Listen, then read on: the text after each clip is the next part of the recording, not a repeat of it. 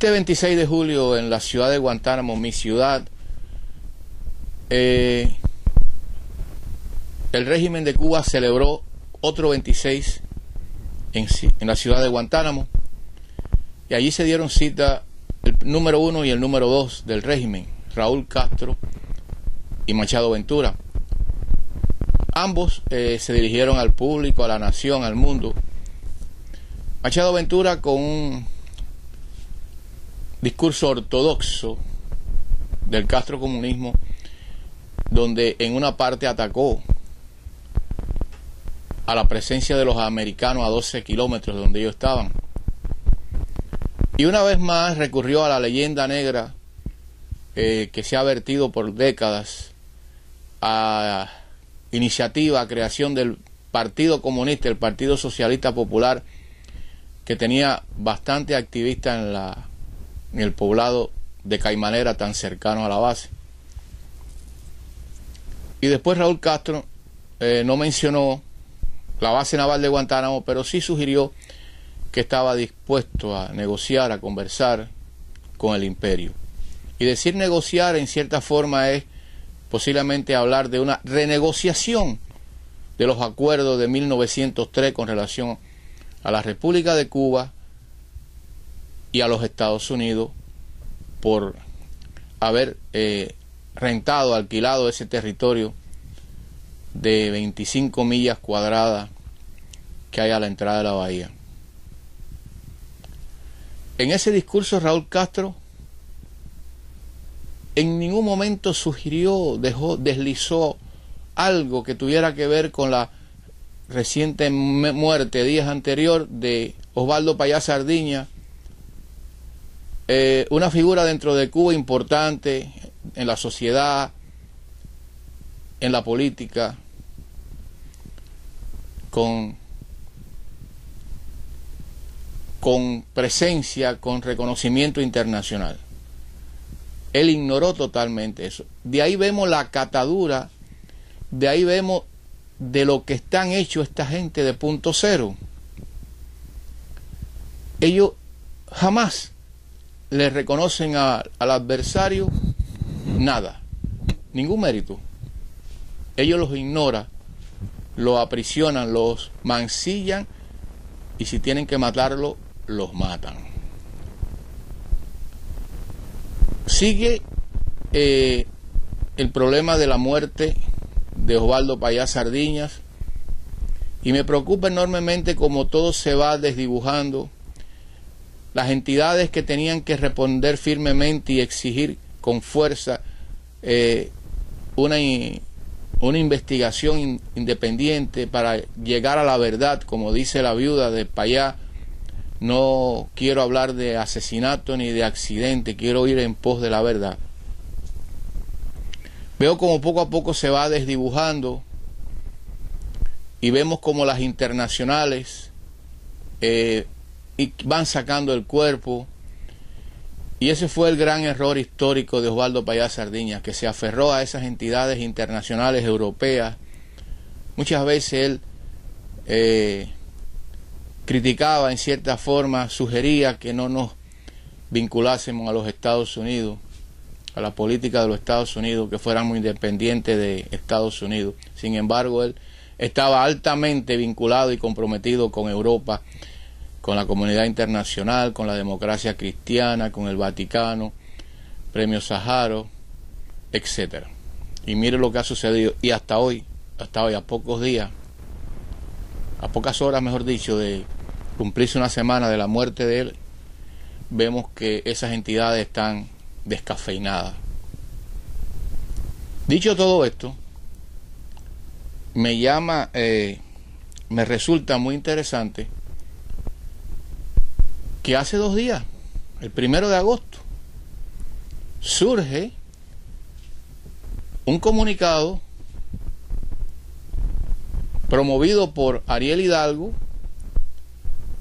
planteando una salida, una solución al problema de Cuba, diciendo que es un planteamiento urgente para trabajar por una Cuba mejor, y una Cuba posible. Según ellos, esta Cuba hasta hoy tiene cosas mejores, pero hay que buscar más mejoría y es posible. En ese comunicado al final hablan en una forma como hablaban los viejos comunistas de Caimanera, como habla el régimen de Cuba por 5 décadas con relación a la base naval de Guantánamo. Prácticamente ellos hablan el mismo lenguaje, que es un territorio usurpado por una potencia extranjera y que hay que buscar la forma de que eso termine.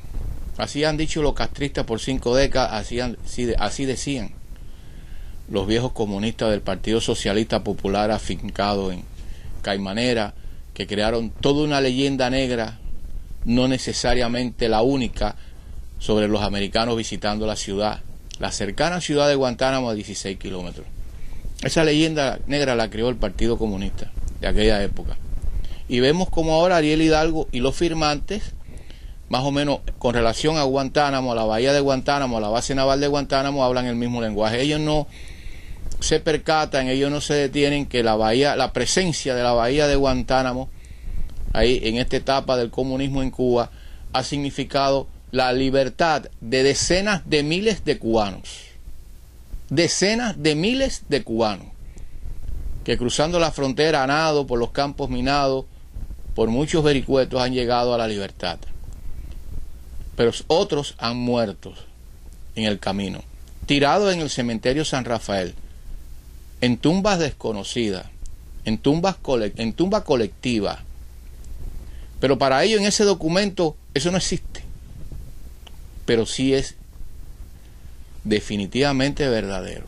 Las atrocidades que ha cometido el régimen comunista de Cuba en esa zona fronteriza.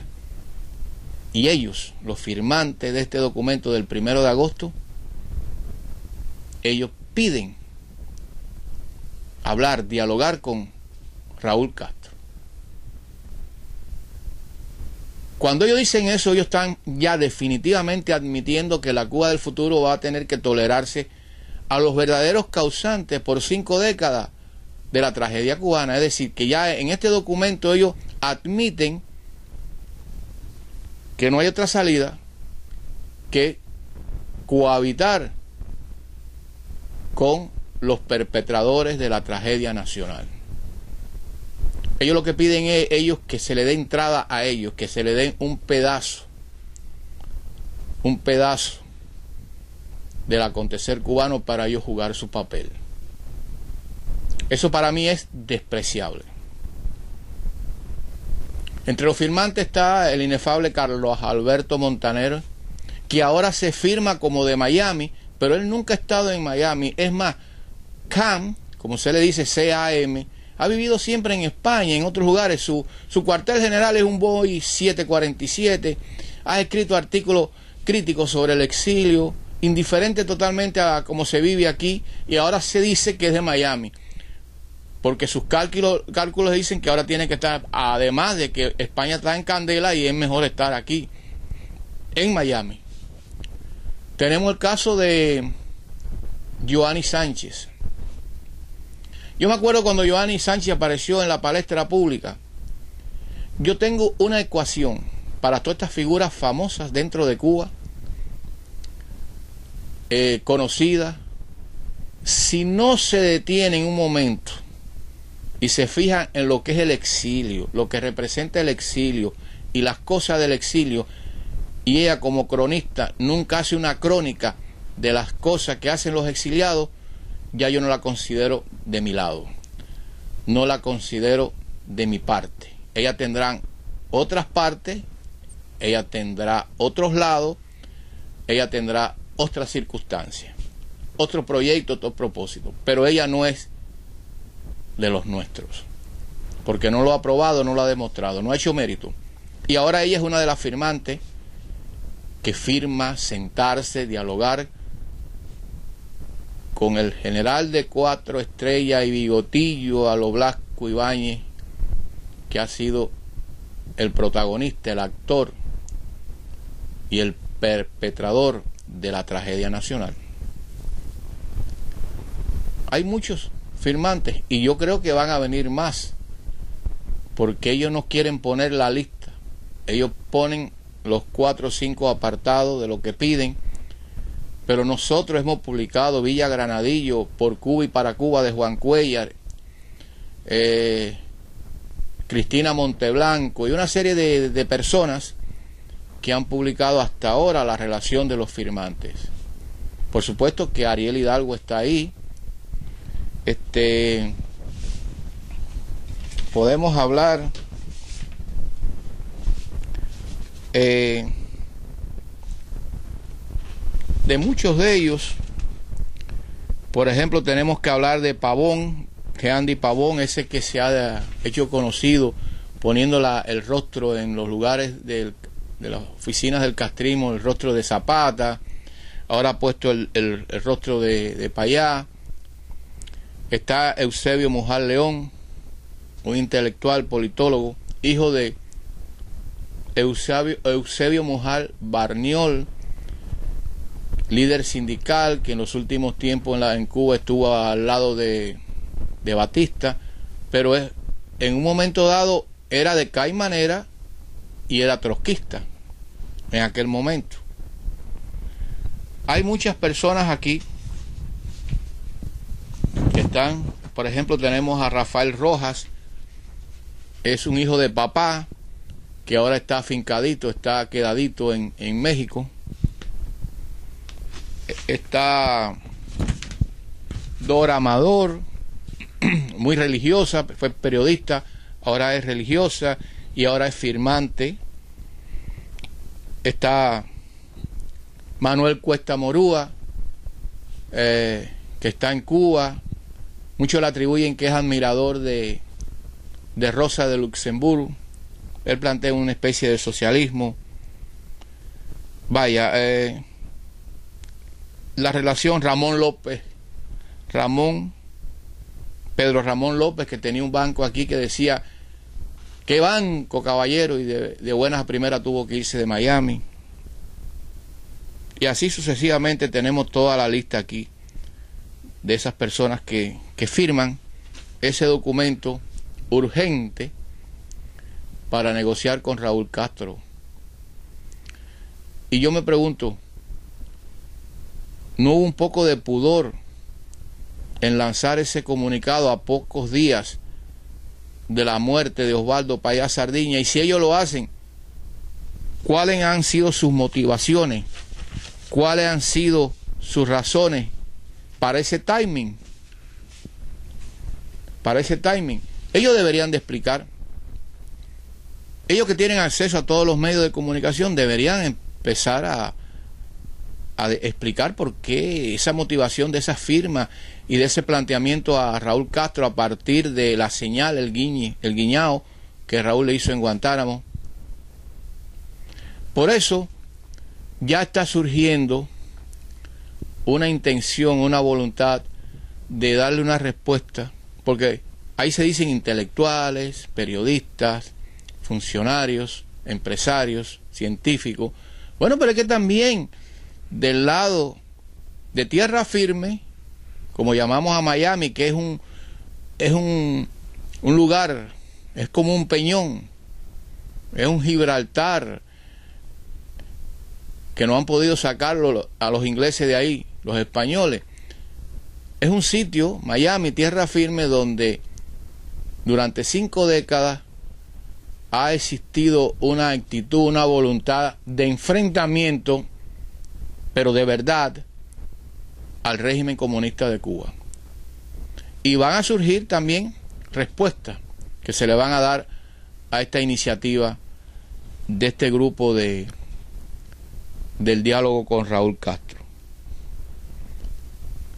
Yo pienso que con la muerte de Payá, sea accidente, sea inducido, el síndrome de la princesa Diana, el síndrome de John F. Kennedy, sea lo que sea, se demuestra que la política con relación al futuro de Cuba y en cómo hacerlo ha fracasado.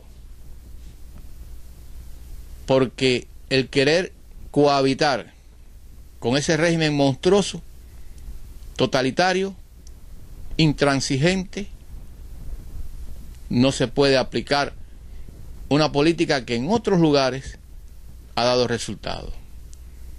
Ellos dicen, si en otros lugares lo dio, ¿por qué no lo va a dar? Pero es que la realidad nos dice que pasa el tiempo y eso no ocurre.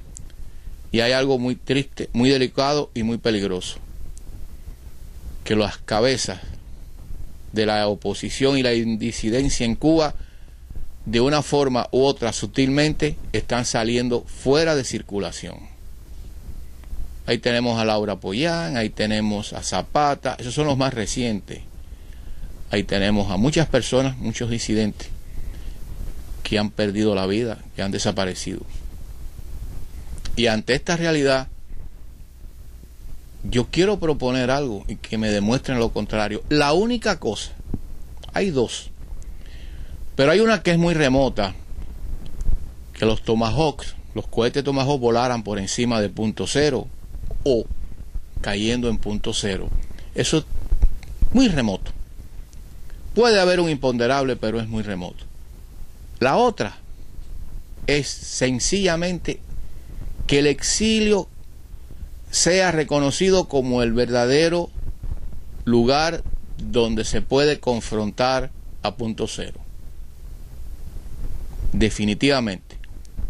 Es muy interesante que hoy mismo Darcy Ferrer, el médico opositor en Cuba, que se encuentra ahora en Estados Unidos, dijo una frase, escribió en Facebook algo muy interesante, que el exilio cubano era muy importante y que había que agradecerle al exilio cubano todo lo que pudieron ellos lograr dentro. Hay que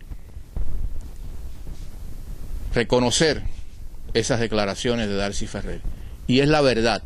El exilio cubano es la única, el otro lado de la moneda para enfrentar a ese régimen como se debe enfrentar.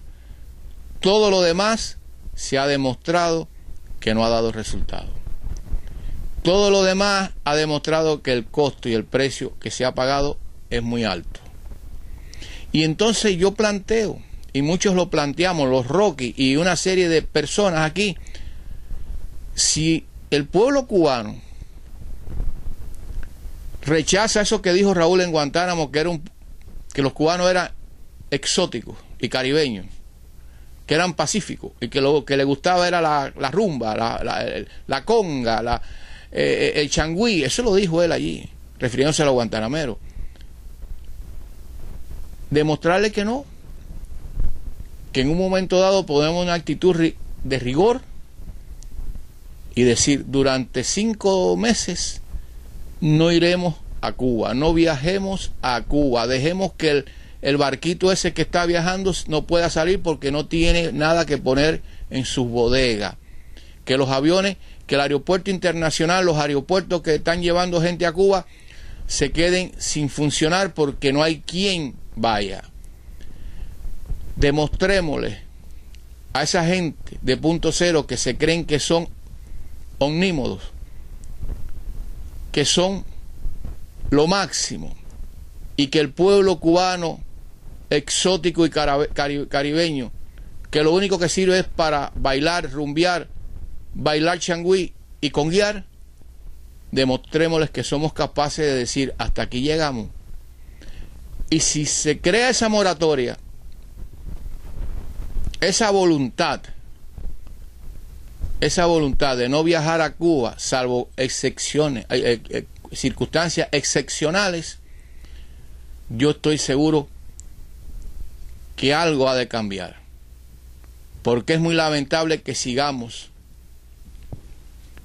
es muy lamentable que se siga como lo que está ocurriendo, solamente poner muertos, poner heridos, poner gente aprisionada, golpeada. Es muy lamentable. Y yo creo que Miami se ha de convertir, a partir del después de Osvaldo Payá Sardiñas, en el único lugar donde hay que mirar Y digo Miami desde el punto de vista metafórico, porque los cubanos exiliados están regados por el mundo, pero Miami es como el símbolo, es como algo simbólico de la lucha frente al castrocomunismo. Y ahí está la historia, ahí está evidenciado los hechos. De Miami se ha partido muchas veces para enfrentar aquello. No dejemos que la culminación de esta historia de Miami, tierra firme, sean los que van como rebaño, como ovejas, como hijos pródigos, pidiendo permiso para entrar en Cuba. Y le voy a decir algo.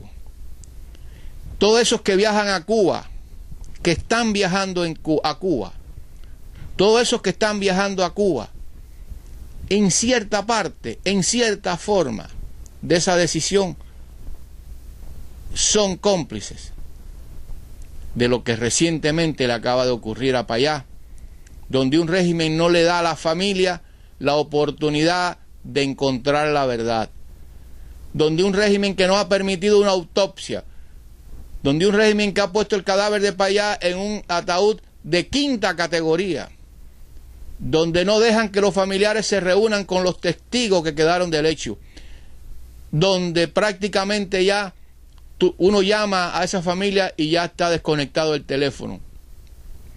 Esos que viajan a Cuba, en cierta forma, si no cambian de parecer tan siquiera por un tiempo, son cómplices de la tragedia nacional cubana.